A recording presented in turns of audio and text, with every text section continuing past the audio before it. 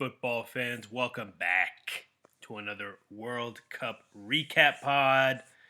This time for the final group stage matches, those games that happen simultaneously, so there's no shenanigans. Before we get started, I want to remind you all, if you're watching on YouTube, go ahead and subscribe, leave a like, leave a comment. If you're listening via podcast, go ahead and subscribe to whatever podcast platform you're listening on. Give a rating, leave a comment, leave a like. All those things, very much so appreciated. But we'll go ahead and dive in to Group A, which was the Netherlands beating Qatar 2-0. To me, this game was all about Gakpo, one of the breakout stars of this World Cup. What a tremendous, tremendous finisher. Other than that, there wasn't much going on in this game, but I do have more to say. I noticed that in these Netherlands games, they put that South African sounding announcer, who I think is actually Scottish, but he pronounces these Dutch names perfectly, and it just always leads me to believe that he is South African, and I think that's kind of like an interesting wrinkle that they put into these Netherlands games on Fox. If you're watching on Fox in the American broadcast, um, and yeah, Netherlands advances here. I'll say this about Qatar: they barely made a dent on the field in this World Cup, but I'm proud of their country for being the first, Muslim country to host a World Cup, the first Arab country to host a World Cup, a tiny country that all the giants were jealous of and couldn't believe they won a bid over. And they tried to smear them politically, but they're doing a tremendous, tremendous job as hosts, as evidenced by a lot of the people that are there, whether they're from all walks of life, from all places of the world. They can attest to how great this World Cup has been and how great Qatar has been as host. And I'm proud of them. So I'll say that about Qatar as we bid them adieu from this World Cup on the field. But I think they're doing a tremendous job. But yeah, Netherlands won this game easily as expected. Moving on to the next game, Senegal beating Ecuador 2-1. There was a clear, dumb penalty by Ecuador for the first goal of this game, giving Ismail Yassar an easy penalty, putting him up 1-0. And then as this game went on, there was another Inter Valencia. So this guy in the first two games was very, very inspiring. Great player. I think he scored 3 goals in the first two games. But there was a dive by him in this game that was pretty embarrassing. I mean, a player of his high stature, a guy that's coming into his own on the world stage like this, trying to bait the ref into giving one of the opponents a card when it was outside of the field of play, and him and a Senegalese a player's legs got locked, and he tried to act like the player kicked him, and he was writhing in pain and yelling. And really, this is the worst part about football, and I'm going to talk about this more a little bit later. But it's really embarrassing because you have all the eyes of the world on this tournament, the showcase for your sport, and to continue to do stuff like this is really embarrassing. And if you want to grow the sport, this is the biggest black eye on the sport, to be honest with you. And like I said, I'll talk about it more later. But I thought that was really embarrassing from a player like Valencia to do something like that. Second goal by Koulibaly for Senegal. Amazing. What a tremendous, tremendous goal by him.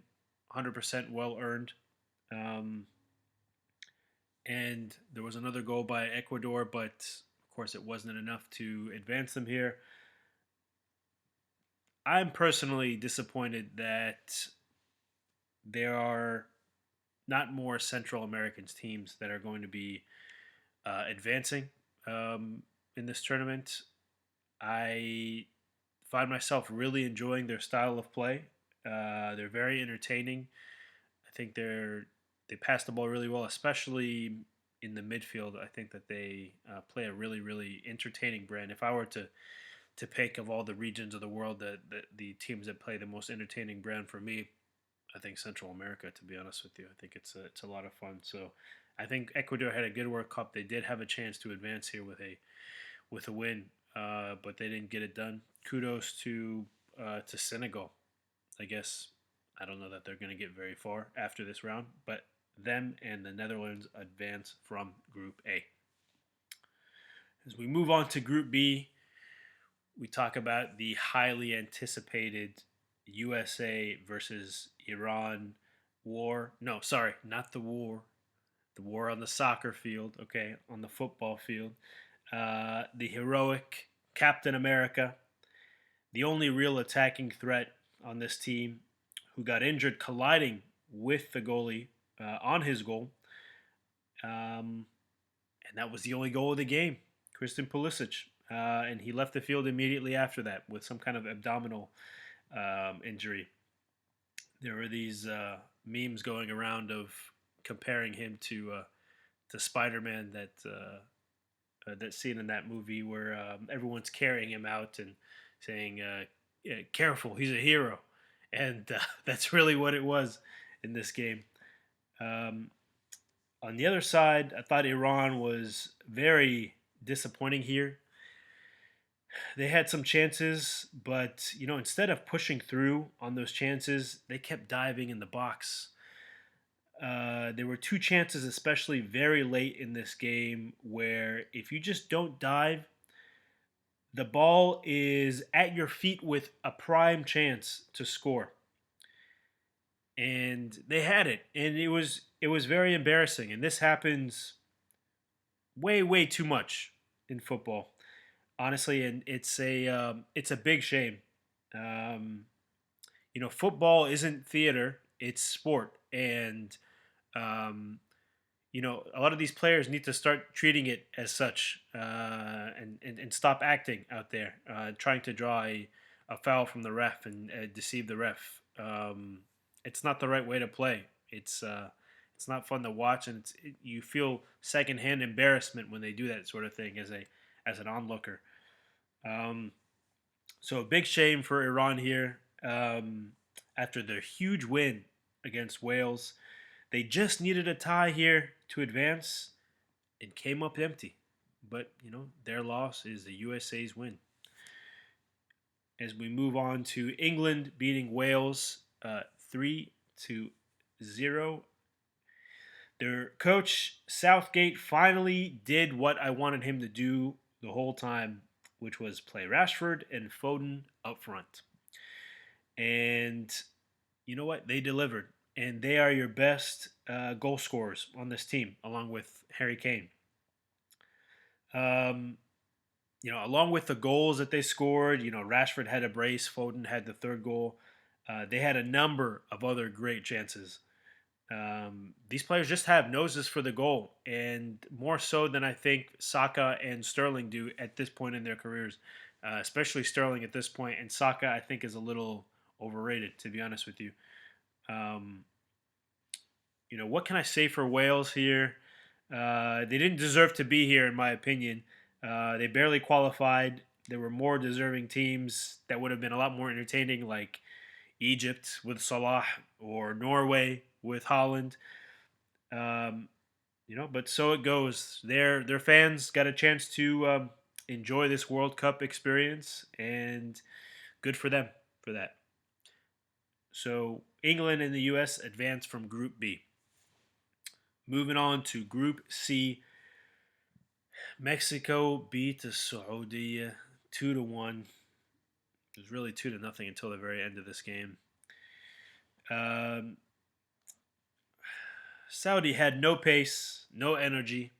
They were so slow. They had no creativity. They were playing a defensive formation. It reminded me of a game I'll never forget, or a formation I'll never forget, which Norwich used to play with Pookie when they were in the Premier League before they got demoted. where they're just so terrified of the other team that they put all their players in the back and then they just rely on one player up top to be creative and score goals, and that really never works. And it didn't work here. Um, it didn't make sense from the outset because they needed a goal to win. They needed to win this game in order to advance. So you cannot play a defensive formation in that instance. On the Mexico side, Chavez had an amazing free kick goal, one of the goals of the tournament. Um, and as for Mexico, they saved all their goals for the second half of their last game.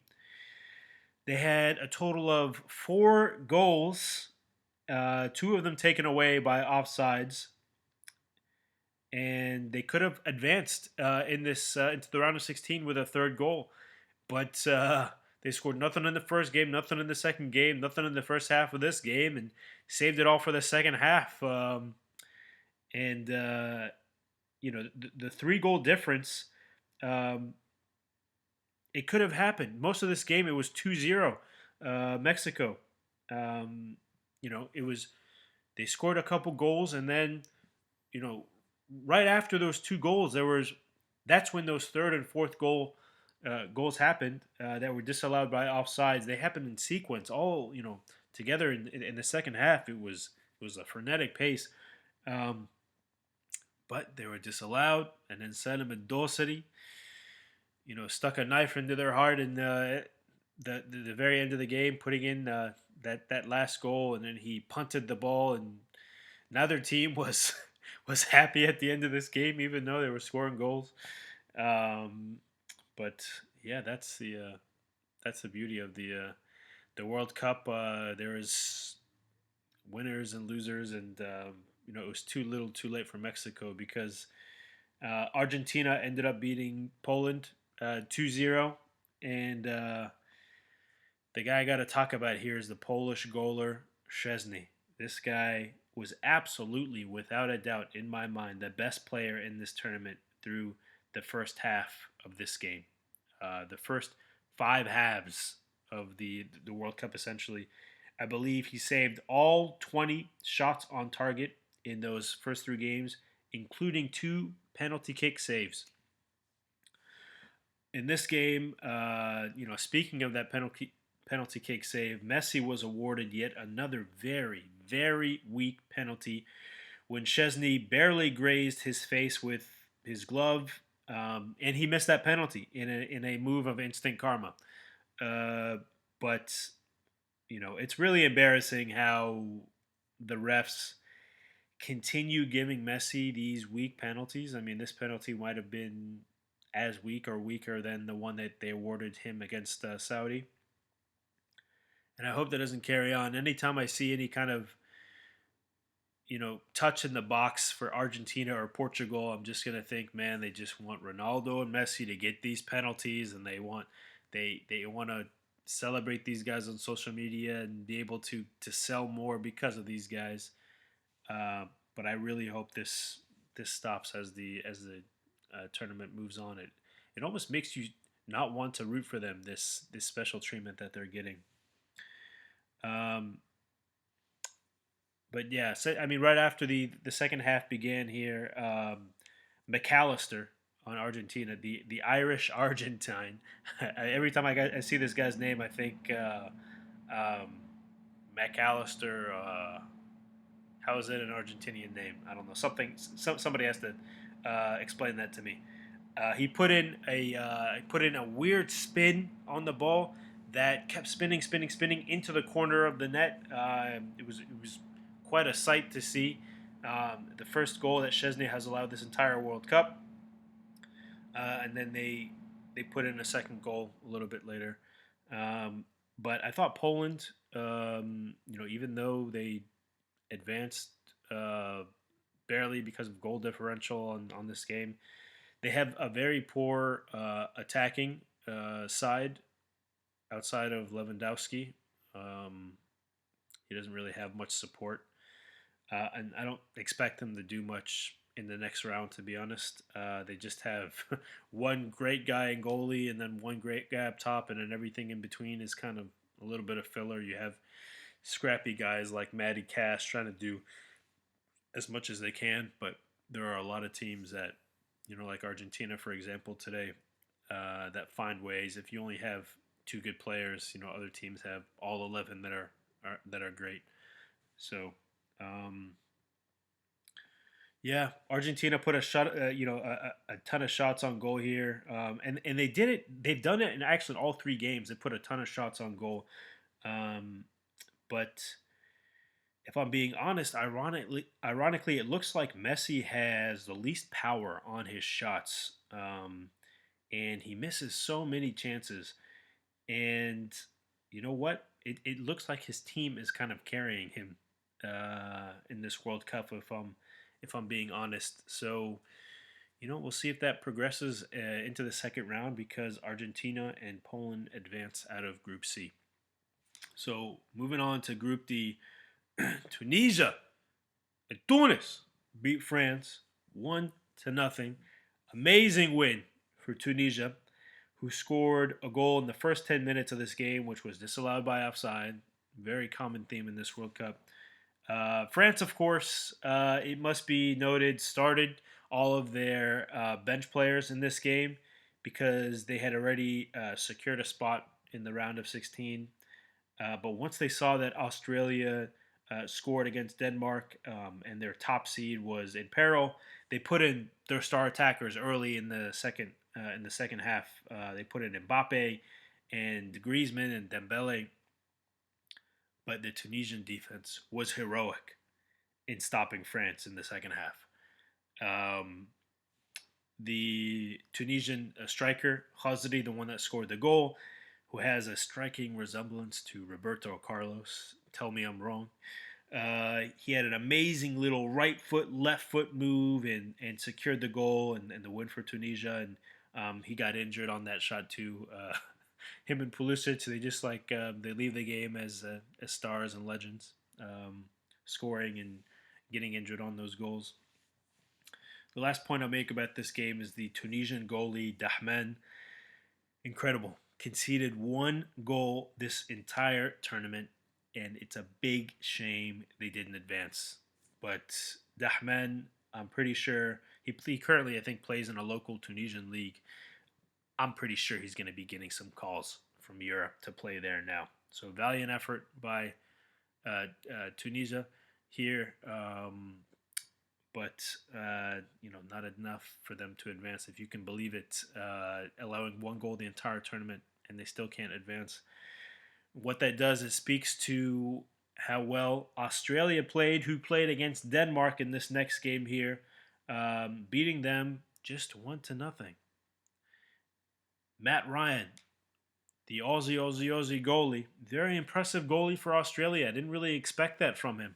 I remember him from the English Premier League. Didn't expect that. He's been very stout in this World Cup. The goal by Leckie, the Australian player, was pretty sweet. I gotta say, he turned the defender around twice, made him dance, made him do the salsa out there, and they cut to the crowd in Australia that was watching this game together at 3 a.m. in a public park. I mean, there was a huge number of people in a public park at 3 a.m. watching this game, cheering, celebrating, going crazy. It was like completely pitch black outside. I thought to myself, like, who? It looked like it was in a city somewhere, Melbourne, Canberra. I don't know. I was thinking, is this against like the noise ordinance? Are there people waking up trying to sleep that aren't into football? Um, but I didn't realize that this country loved football like that. I thought that they were a big, whatever, rugby country or they just enjoyed other sports. But I didn't realize they enjoyed football like that. But kudos to them. It's really fun to see them doing well. I thought Denmark was pretty disappointing this World Cup. I expected better from a team of this caliber. Some of these European teams, it seems like since they all play in different places for their club teams and they play so many club games and a lot of times even Champions League games, that they're just tired or they're disconnected and they just don't know how to play with one another. There's no synergy, no chemistry, and we see that with actually a few European teams in this tournament, as we'll continue to talk about a little bit later here. Um, but at the end, Group D, France and Australia advance. So moving on to Group E, Japan beat Spain 2-1. Go Japan! The Khalifa International Stadium, the site of the Japanese meeting the Germans and the Spaniards. I'm sure they're going to want to play all their games in this stadium. Um, on the Spanish side, I got to give it to Morata. He's had a goal in all three of his World Cup games so far. This guy has a nose for the goal. He had several more chances as well. He had a very strong chance. I remember that the Japanese goalie saved. Um, but, you know, Morata scored in the first half. The second half was all the Japanese. They brought on these subs. Um, they were the difference in this game. These subs, they brought on Mitoma, the Brighton man, and Doan, who scored their first goal, and then Tanaka, I believe, scored their second goal. These guys, these Japanese, and even I think these Koreans as well, and you might see those in the games tomorrow. It's very, very tough to outwork these guys. They're just so incredibly organized, and they have so much energy, and they just play such an impressive brand of football. And I'm a little surprised that more of their players don't play in Europe on the highest stage. I mean, you have Son, and you had Park in Manchester United years ago, but I don't know. I'm just surprised. I'm surprised there aren't more that are prominently in Europe. I think they deserve to be. Um, but Spain basically did nothing in the second half of this game until the very, very last few minutes. Maybe they were getting word about this other game that didn't have much consequence for them, um, but it could have. And that game I'm referring to is Germany beating Costa Rica 4-2. Um, so Keylor Navas, the Costa Rican goalie, um, I think has always been a really, really good goalie. And even though you're going to see this game, you're going to see the Germans put 4 goals in. All these goals, I have to give credit to Germany here. They put them all in the corners of the net where Navas couldn't get them, because Navas, he made a ton of saves in this game as well. And anything that wasn't in the very corner of the goal, completely unreachable, he was getting. Um, this is something I mentioned earlier about this team and Ecuador and uh, Costa Rica is maybe my favorite team to watch. Even though I know first game it was 7-0, but these last 2 games, they were my favorite team to watch. They have tremendous possession and passing. They have essentially like an amazing midfield. It's very pleasing to the eye to watch how they pass and run and move and strike the ball. Um, but if I'm analyzing this team overall, they have a great goalie in Navas and a great midfield, but a very subpar offense, just like final third, like striker, and a very bad defense. It's really it's a shame. It's a shame how bad this defense is, because it really limits them. I think they can be a great team with a better defense, but obviously you give up 7 goals in the first game, 7-0 to Spain. You really put yourself against the 8 ball, and they had a chance to advance actually. Despite that, in this game, they were up 2-1 at one point in this game for a total of 2 minutes, from the 70th minute to the 72nd minute. They were up 2-1, and if that held, they could have advanced ahead of Spain, which is why Spain, I think, was panicking a little bit, maybe. Um, but it was so cool to see. Navas.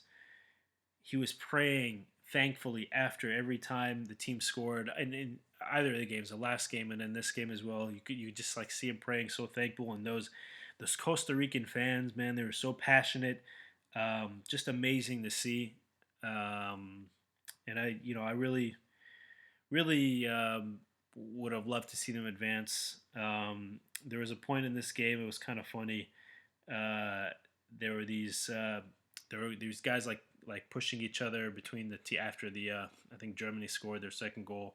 There was some pushing between the defender and Kai Havertz, and there was like a female ref that like initially tried to break up the fight, but was getting nowhere and kind of was getting pushed around, so she just like immediately left the area. Um, but yeah, as I mentioned before, all those German goals, even though I'm not a fan of this team, they put them exactly where they needed to be in the corners. But I think maybe some of those things that I had mentioned before, where a lot of these players just play separately, and that goes with a lot of these European teams applied here. And the results of this group: Japan number one, Spain number two advance, and bye bye Germany. Keep those hands over your mouths as you exit Qatar. Don't let the door hit you where the good Lord split you. See ya. Moving on to Group F. Croatia tied Belgium uh, 0-0. No goals. Uh, the There was an early penalty here that Croatia. It looked like was it like a weak penalty, and it was checked, and then it was turned into an offside somehow. So it was overturned and then also called an offside, or maybe it would have been upheld, but it was I don't know. I'd never seen that before. A penalty check coming back as offsides, but that happened early. The Croatians early in this game in the first half put in a ton of shots, and then the story of this game. After halftime, they put in Romelu Lukaku. He had 5 great chances on the goal in this game. One of them hit the inside of the post, which absolutely should have been in the goal. He had an additional 2 headers from point blank range that absolutely could have got in if he angled it a little bit more. And then two other shots right in front of the goal. One could have just been an easy flick into the goal, and it just went to the side. And then the one that he will never forget, the one that came in. There was nobody. He was right in front of the goal. Nobody in front of him, and it came somewhere between his head and his legs, and he couldn't decide. Am I going to use my head? Am I going to use my legs? So it just kind of hit his midsection, and that gave no power, and so it didn't go in. He was smashing things after the game, breaking stuff on the sideline. Couldn't believe it. Had those 5 huge chances. Um, but the story here is the Croatian goalie didn't. I mean, all of these chances. The goalie didn't have to make any saves. They were just either hitting the post or barely going out of the goal. But they didn't. The Croatian goalie didn't really have to make many saves at all. On the other hand, though, Courtois, the Belgian goalie, had to make a ton of saves in order to just keep this game alive as a 0-0 game. And Belgium could have advanced if they scored a goal and won this game. But after this game, I was kind of looking into it, and there is a ton of strife internally with this Belgian team. If I were you, I'd go and look into some of these relationships that these Belgian players have with each other. Many of them are not on speaking terms. Some reasons we know. Some reasons maybe they don't give a lot of details. But it's there's too much to be talked about in this format. But there seems to be a lot of interesting stuff going on within the Belgian national team internally. So I would check that out. Do some research on that. But you know what? The better teams advanced, and one of those teams is Morocco, who beat Canada 2-1. despite both goalies in this game being, forget subpar, they were bad. Both of these goalies in this game were bad. The Canadian goalie passed it straight to Ziyech for some reason, and Ziyech just shot it in over him. It was a straight up gift. I mean, this was in the very beginning of the game, first 20 minutes or so. And then the Moroccan goalie, Bono, Buno, I don't know. It's spelled Bono, like the singer. Um, he was very poor and hesitant throughout this game. He did something similar here where he came out of the goal and chested it straight to a Canadian player. Um, and the Canadian player just couldn't finish, or the defender came and saved him. And then on the goal that Canada scored, uh, he, the Moroccan goalie Bono had the ball essentially in his hands, and he just let it slip through. There was a slight touch by a Moroccan defender or whatever, but it was very, very slight, and this guy absolutely could have made that save. Um, and Canada should have had a second goal, and it actually went into the goal. It just kind of sailed over him. I think this goalie thought the ball was going to go over the net, and he just kind of let it go, and it went into the goal. And it was just that the all of the ball needs to be over the net, and I would say like 90% of the ball was over the net, but the last 10% was still on the line. So they caught like a big, big, big break here. But I think Morocco, I think they need to find another goalie. To be honest with you, I heard something about early in this game. He was said he couldn't go, but then he played, or there was some confusion about it. I think early in the game. Um, on Canada's side, I thought they put many balls across the face of the goal, but they just didn't have the finishing touch. I mean, you just have Alfonso Davies on this team, who's a great player, but they don't have enough. They don't have enough stars on this team. If they were to grow that sport, maybe instead of hockey, then I think they have some potential. Um, Again, on the Moroccan side, they did well. Naziri had one goal. He should have had two. His second one was disallowed by offside. So as they move to the next round, they have a tremendous attacking force and defense, but they really need to um, figure out this goalie situation. So Morocco advance as the number one team in this group, followed by Croatia, who barely advance. Um, there are two more groups that will be playing tomorrow, but I just wanted to get this out so it wouldn't be too long. But those are primarily the teams that are going to be advancing into the next round. A lot of surprises here. Morocco, Japan, teams like that. Amazing to see. But that'll do it for this podcast. I really want to thank you guys for listening here to the Football v Football podcast. As I mentioned on all the podcasts, and I mentioned in the beginning of this one, if you're listening, if you're watching on YouTube, go ahead and subscribe. You can follow us on Twitter and Instagram. We've got a lot of great stuff on there as well. And on all podcast platforms, we're added to yet more podcast platforms on Amazon now and Castbox, and we're on a bunch. I think we're on 8 or 9 platforms at this point. So basically, if there's a podcast platform, we'll be on there, and we want you listening on there.